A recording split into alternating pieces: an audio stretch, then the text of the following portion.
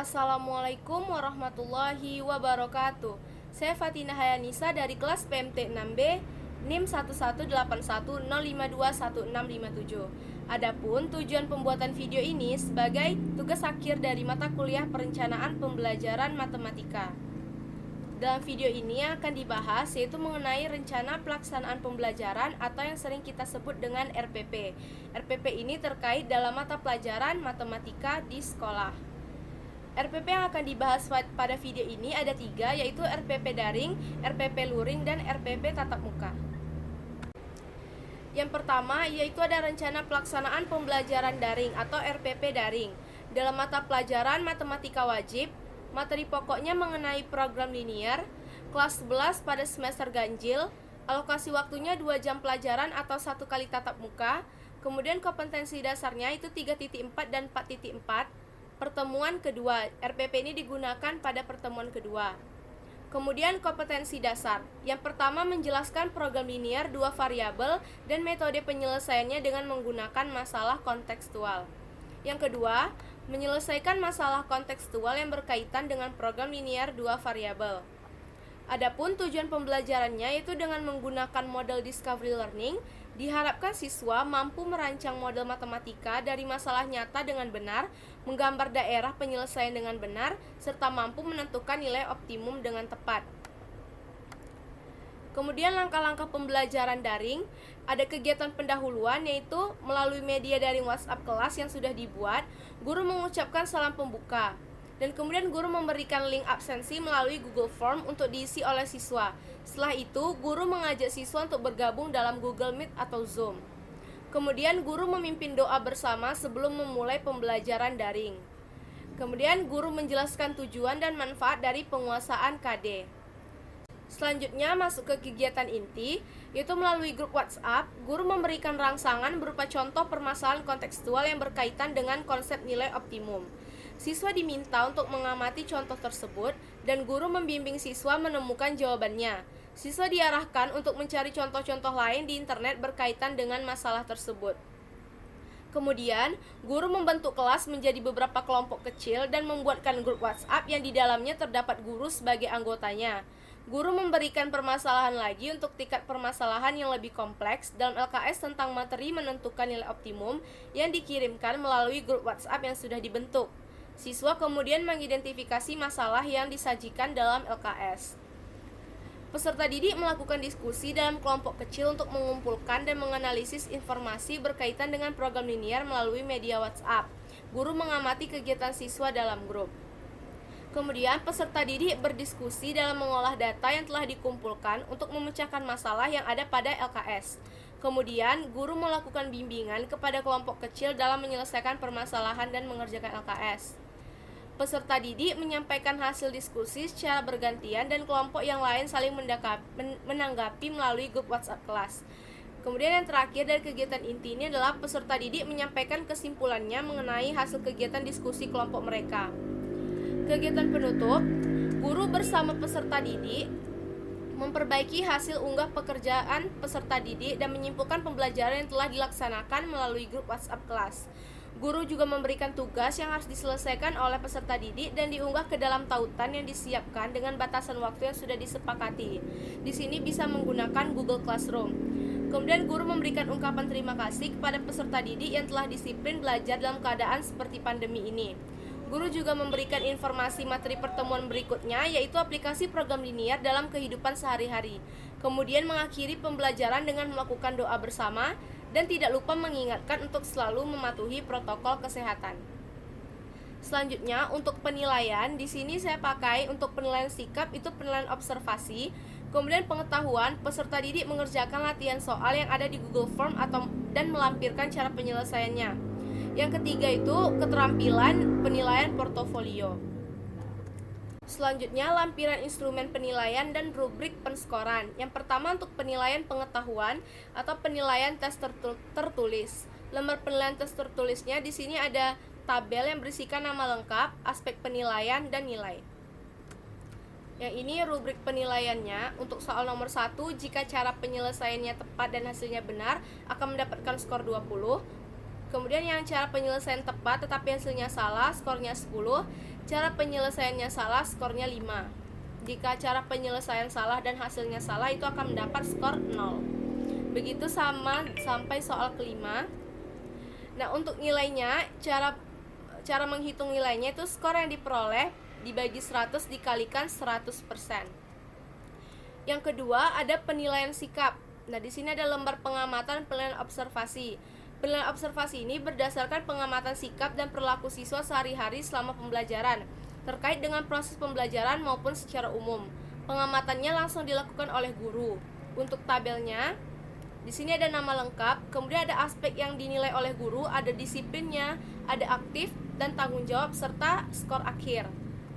Nah, untuk penilaiannya sendiri itu diberi nilai 4 jika sangat baik, 3 baik, 2 cukup, dan 1 kurang. Skor akhir diisi dengan menjumlahkan semua skor aspek di sini kemudian dibagi 3. Yang terakhir, untuk penilaian keterampilan. Penilaian keterampilan menggunakan penilaian portofolio. Penilaian portofolio ini berdasarkan kumpulan hasil belajar terkait materi yang sudah dikerjakan oleh siswa. Kemudian instrumennya, aspek yang dinilai itu kelengkapan tugas, ketepatan waktunya, ketepatan pengerjaannya, dan kerapian tugasnya. Nah, di sini untuk kelengkapan, kalau nilai 5 itu lengkap, nilai 4 jika dia mengerjakan 90% dari tugas, nilai 3 untuk pengerjaan 80% tugas, nilai 2 untuk 70% tugas, dan nilai 1 jika kurang dari 70%. Kemudian untuk ketepatan waktunya, 5 untuk tepat waktu, 4 untuk terlambat 10 menit, 3 terlambat 20 menit, 2 terlambat 30 menit, dan 1 jika terlambat lebih dari 30 menit. Nah, selanjutnya bisa dibaca sendiri. Nah, ini adalah lembar kerja siswa yang akan diberikan kepada siswa untuk menunjang pembelajarannya. Baik, kita lanjutkan ke RPP Luring. Nah, untuk pembelajaran luring ini atau luar jaringan sama, untuk kompetensi dasar dan tujuan pembelajarannya sama. Nah, untuk bahan pembelajarannya itu menggunakan LKS, buku pegangan siswa, dan materi yang siswa temukan sendiri. Adapun kegiatan pendahuluannya, sebelum melakukan home visit, guru meminta siswa yang berada di lingkungan terdekat dengan anggota lainnya untuk berkumpul di salah satu rumah sehingga guru bisa melakukan pemantauan pembelajaran beberapa siswa secara sekaligus. Kemudian guru melakukan home visit ke rumah siswa yang berkenan dijadikan tempat pembelajaran luring. Guru mengucapkan salam kepada para peserta didik dan orang tua atau wali jika ada. Guru menanyakan kabar peserta didik dan apa kendala selama pembelajaran daring terhadap mata pelajaran matematika dan materi yang akan dibahas. Kemudian guru mempersiapkan kelengkapan pembelajaran.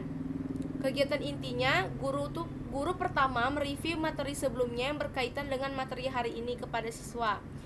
Kemudian guru memberikan panduan dan motivasi kepada peserta didik untuk mengkonstruksi pengetahuan melalui LKS yang diberikan dalam bentuk print out.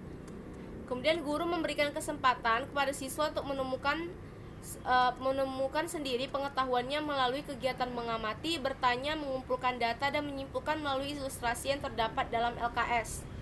Kemudian guru memberikan kesempatan kepada siswa untuk bertanya.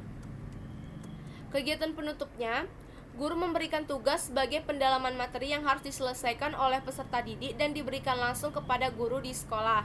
Kemudian guru memberikan ungkapan terima kasih kepada peserta didik yang tetap disiplin belajar dalam keadaan seperti pandemi ini.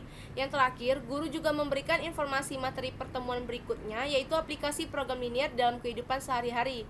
Kemudian mengakhiri pembelajaran dengan melakukan doa bersama dan tidak lupa mengingatkan untuk selalu mematuhi protokol kesehatan. Untuk penilaian, instrumen penilaian dan LKS-nya pada luring ini sama dengan instrumen daring. Selanjutnya, rencana pelaksanaan pembelajaran yang ini untuk tatap muka. Sama untuk kompetensi dasar dan tujuan pembelajarannya sama. Untuk langkah-langkahnya, kegiatan pendahuluan, guru membuka pembelajaran dengan salam, berdoa, menanyakan kabar, dan mengabsen siswa satu persatu, dan memastikan siswa siap untuk menerima materi pembelajaran.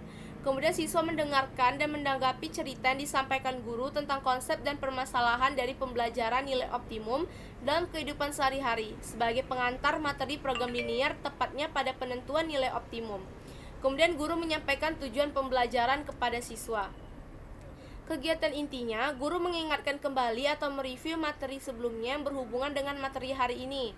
Kemudian guru memberikan panduan dan motivasi kepada siswa untuk membentuk pengetahuannya melalui LKS yang diberikan sebelum kelas dimulai. LKS yang diberikan dalam bentuk print out.